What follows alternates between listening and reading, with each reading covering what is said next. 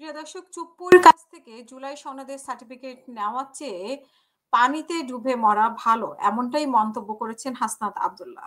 এনসিপির মুখ্য সংগঠক হাসনাত আব্দুল্লাহ বলেছেন যে ঢাকার পর দ্বীপ জেলা ভোলায় জুলাই আন্দোলনের সবচেয়ে বেশি মানুষ শহীদ হয়েছে।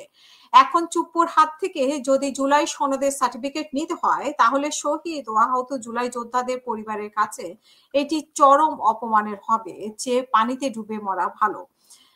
আজকেই ভোলা জেলা পরিষদের অডিটোরিয়ামে জাতীয় নাগরিক পার্টির ভোলা জেলা সমন্বয় সভা শেষে দুপুরে সাংবাদিকদের কাছে তিনি এই কথা বলেন এবং ইতিহাসের নির্মম বাস্তবতা হলো, যারা জুলাই আন্দোলনের চেতনা ধরে রাখার কথা বলে তারাই আজ চুপ্পুর কাছে বায়াত নিয়ে সেই সনদ নিতে চাইছে।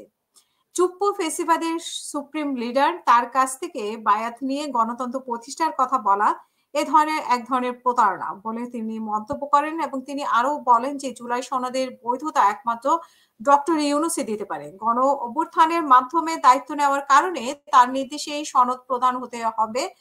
কোনো প্রজ্ঞাপন বা অস্থায়ী নির্দেশ নয়, সরকারের স্পষ্ট সিদ্ধান্ত প্রয়োজন। নির্বাচনের মতো জুলাই সনদের ক্ষেত্রেও সরকারের বৈধ ম্যান্ডেট রয়েছে এবং নির্বাচনের সময় ফেব্রুয়ারি হতে হবে। বিএনপির ভাইস চেয়ারম্যানের অবসরপ্রাপ্ত মেজর হাফিজ উদ্দিন আহমেদের বক্তব্য প্রসঙ্গে তিনি বলেন যে যারা বলে জুলাই সনদের প্রয়োজন নেই, তারা কাল হয়তো বলবে যে ২৪-এর আন্দোলনের প্রয়োজন নেই। এর একটি বাস্তব নমুনা বলায় দেখা গেছে।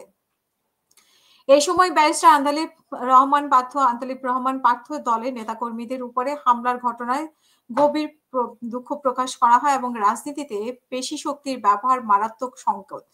আমরা আশা করি যে পার্থ ভেবে দেখবেন এবং ফেসিবাদের বিরুদ্ধে আগের অবস্থানে ফিরে আসবেন।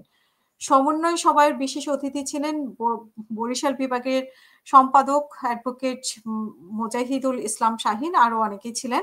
কিন্তু এখানে প্রশ্ন হচ্ছে যে যেটি ইনি বলেছেন যে আসলেই এখানে রাষ্ট্রপতির হাতে যদি নেওয়া হয়, সার্টিফিকেট নেওয়া হয়, সত্যি দুঃখজনক।